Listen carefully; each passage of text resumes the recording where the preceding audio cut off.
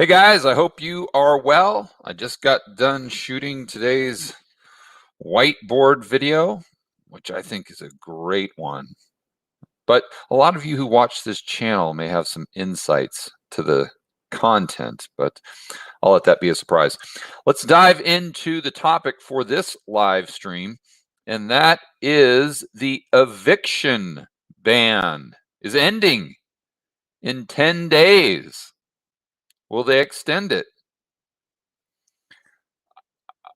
I think in one way or another they will. But I think what's even more fascinating or more disturbing about this eviction ban coming to an end, at least the article we're going to explore today, is what has been happening with the stimmy checks. And a lot of you who follow me on Twitter know that I've just, one thing that's baffled me as to how people have so much purchasing power. Like, I totally get that people have received additional unemployment. I totally get that they've received stimmy checks directly. I understand that a lot of them, their expenses have gone down because they haven't paid their mortgage or they haven't paid their rent. I understand that. But still, the amount of demand increase that I see, and as an example, last Saturday, I was at the mall and I was going to buy a pair of shoes. And the line to get into the Louis Vuitton store was at least 50 yards long. At least. I mean, it was staggering. And every single person in that line looked, and I know you can't judge a book by its cover, but they looked like individuals who most likely make less than $30,000 a year. So I'm like, how are all of these $30,000 a year people, not that that's bad or good or anything, but how are these, let's say, lower income individuals coming in here and buying $2,000 purses or $1,000 pairs of tennis shoes? And of course, I research, and that's because the child, quote unquote, tax credits, which is not really a tax credit, it's just the government sending you more money, went out, or people started receiving them like 2 or 3 days prior. And you're like, oh, okay, well, that starts to make sense.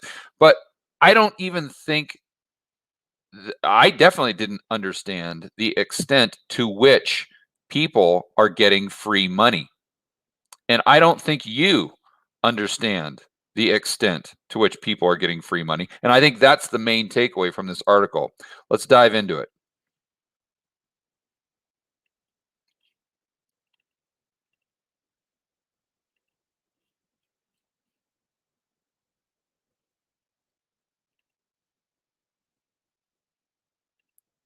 Here we go. In this one, I actually tried to do a good job and go through the entire article before I got too frustrated and just stopped.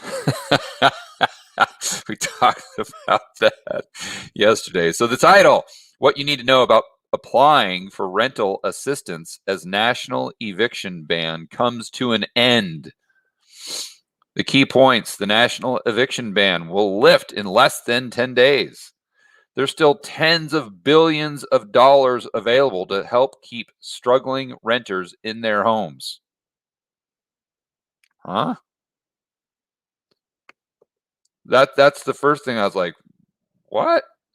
Like, I knew about the unemployment, I know about the stimmies, I know about the child tax credit. But what do you mean tens of billions of dollars available to help struggling renters in their home? That was kind of like, okay, I tell me more. I'm not following that key point. So then the third, of course, is here's what you need to know about accessing more aid. So we talk about this rent relief. I was like, rent relief? Again, I was a little confused. The rollout of the $45 billion in federal rental assistance allocated by the Congress has been slow and rocky, but more families are starting to get the relief. That came as a surprise to me. I didn't know that there was an additional 45 billion in federal rental assistance going directly to people's back pockets. Some 290,000 households received aid in June, up from 160,000 in May and 100,000 in April, according to the US Treasury. Still, so again, let's just go through this one more time so we're on the same page here. 290,000 households received aid in June, up from 160 in May, 100,000. So aid, let's just replace that with free money or free dollars, let's say. And another thing that's baffled me is not only how can the lines be 50 yards deep at Louis Vuitton and Gucci, but more so about the unemployment or the employment signs just everywhere. Literally, you cannot walk into a store, a bank, anything, a gas station that does not have a help wanted sign. You could try it. Every single place is trying to get employees. So you're scratching your head and saying, wait a minute, how is this possible? How is there such a shortage of employees, therefore fewer people working? And how can all of these employees afford to just, nah, I don't want a job? Well, now it's starting to make a lot more sense because the direct stimmy payments and unemployment and just people not having to pay their rent or mortgage, or maybe should just include myself in that bucket. I thought that was the extent to which people were getting free dollars. But now I find out that I wasn't even close. And this starts to make a lot more sense as to why we have seen incomes increase so significantly since 2019, while the unemployment rate is so much higher. Let's continue here. Still, more than 100 million Americans, or 16% of US renters, say they aren't caught up with their housing payments. Again, how? How? That every single store has a help wanted sign. Incomes on average are up. I don't know what the exact statistic is because I haven't researched it lately, but back a few months ago, they were up, 20% higher than they were in 2019. So how is it possible for 16% of renters to say they're not caught up? Well, I think it's a rhetorical question. It's because people are choosing to be not caught up because of the moral hazard that is being created by the government right now. And with the national eviction ban scheduled to expire July 31st, advocates fear many tenants may not get relief in time to stay in their homes.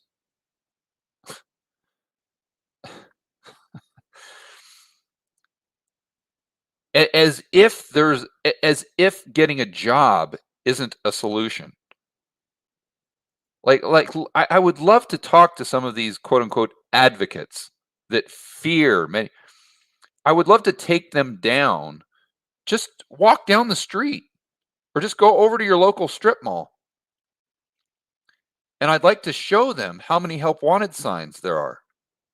And I would be extremely curious to hear their response.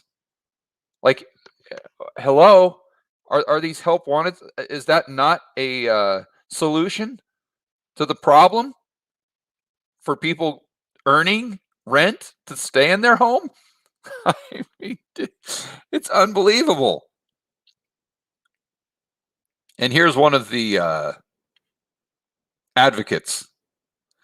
Even with the improvements, emergency rental assistance has reached only a small fraction of families.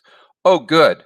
So that means that if the line at Louis Vuitton and Gucci was 50 yards long last weekend, a month from now, it'll be 100 yards long. In fact, you probably won't even be able to get into the mall because the line will be so long going out the front door, just going to those two stores. Small fraction of family who report being behind on rent and at risk of eviction when the moratorium expires next week, says Diane Yentl, president and CEO of National Low Income Housing Coalition.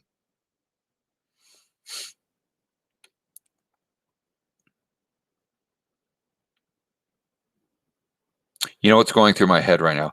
I wonder if Diane favors free market capitalism, or does she favor more government control and more central planning?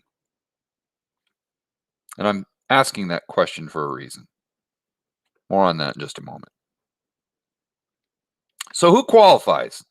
To be eligible for funding, at least one member of your family household has to qualify for unemployment benefits. I like this next part. Or attest in writing that they've lost income. So all I have to do is just a piece of paper. I've lost income. George Gammon. There you go. Give me my stimmy check. Let me go to the mall. Oh man, you couldn't make this stuff up. You really couldn't. Or attest in writing they've lost some income or incurred significant expense. How do you define that? Lost income, at least that's quantifiable. You've incurred significant expense due to the cerveza sickness. Who defines what significant is? So basically, anyone that applies, if you can spell your name and fill out your social security number and your bank account, you'll get it. If the government was efficient, which we know they're not. And I think Diane may experience that a little later on down in the article. You'll also need to demonstrate a risk of homelessness, which may so you say, okay, well, at least that's something substantial. But then you read, which may include past rent due. Okay, so basically I could just not pay my rent on purpose, and therefore that would demonstrate the risk. Now give me my free dollars. Or I could just not pay one of my utility bills on purpose to get the free dollars. You see the moral hazard that this may be creating?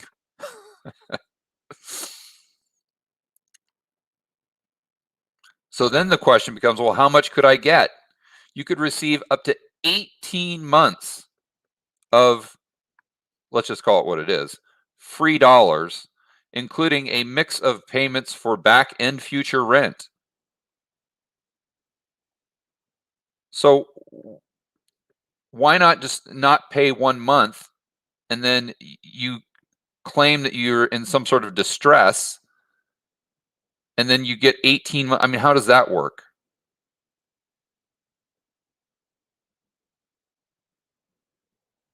And whoa, time out.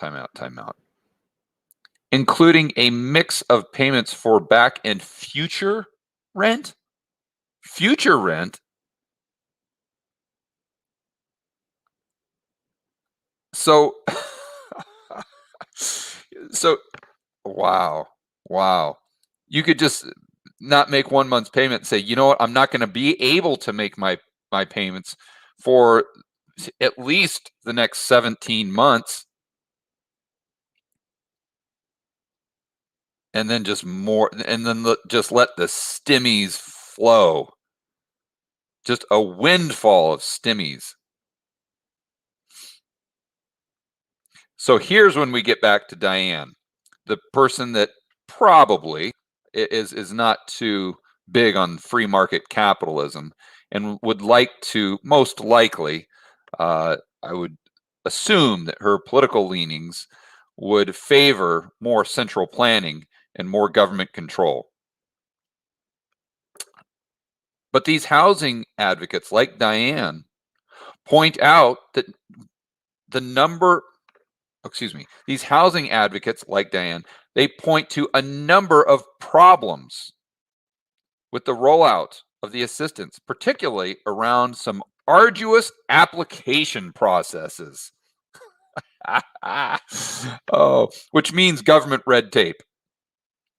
So I love it how they have no problem putting up red tape and making entrepreneurs, who are the lifeblood of the economy, who create the goods and services, who create wealth. Well, let's just make them go through all this red tape. But when it comes to giving out free dollars, oh, let's just we can't have any government bureaucracy there. And I like how they recognize the fact that government bureaucracy gets in the way when they're trying to do something, but yet they completely ignore government bureaucracy getting in the way of the economy.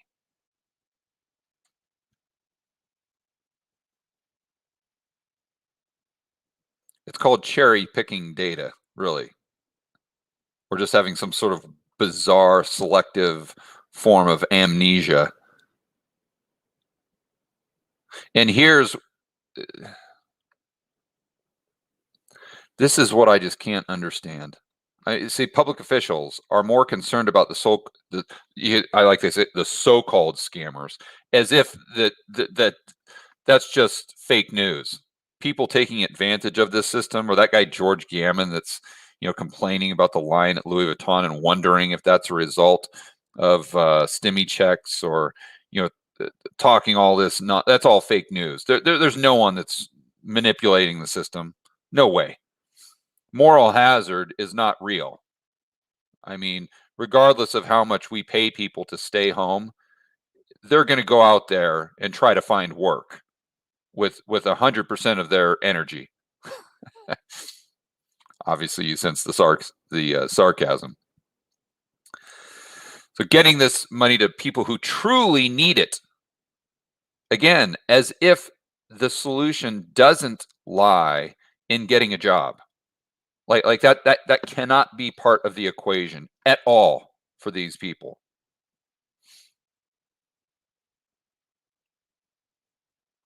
And here we go. The last thing that I highlighted. And this is my direct advice to anyone on this live stream or who watches this video. I'm worried about eviction. What should I do? If you are asking yourself that question, I've got the answer. It's you take a shower, you prepare yourself, get dressed, comb your hair, and just walk down the street and get a frickin' job. At no point in American history. I mean, I don't know if that's true, but I would assume, I wouldn't be surprised if it were true, that at no point in American history have there been more jobs available. I mean, most places are paying you just to fill out an application, for heaven's sakes. So what should you do if you're worried about being evicted? Get a job, period. End of story.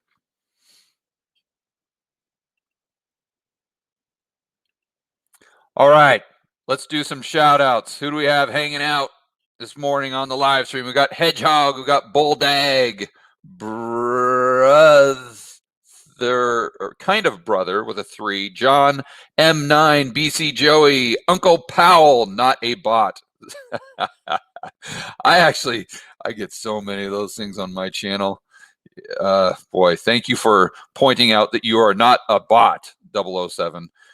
We got J Crypto Gold Silver in the house, Dave G, Moody, Christian Big Diamond, Steve Therault, Michael, Ben, boy, that's Ben Chalk, I think, Dwayne Hunt, Miku, A Cost of Living, Cam White, Drazed and Confused, Sustainable Lumber, Nell Crawford, Crystal Banizowski,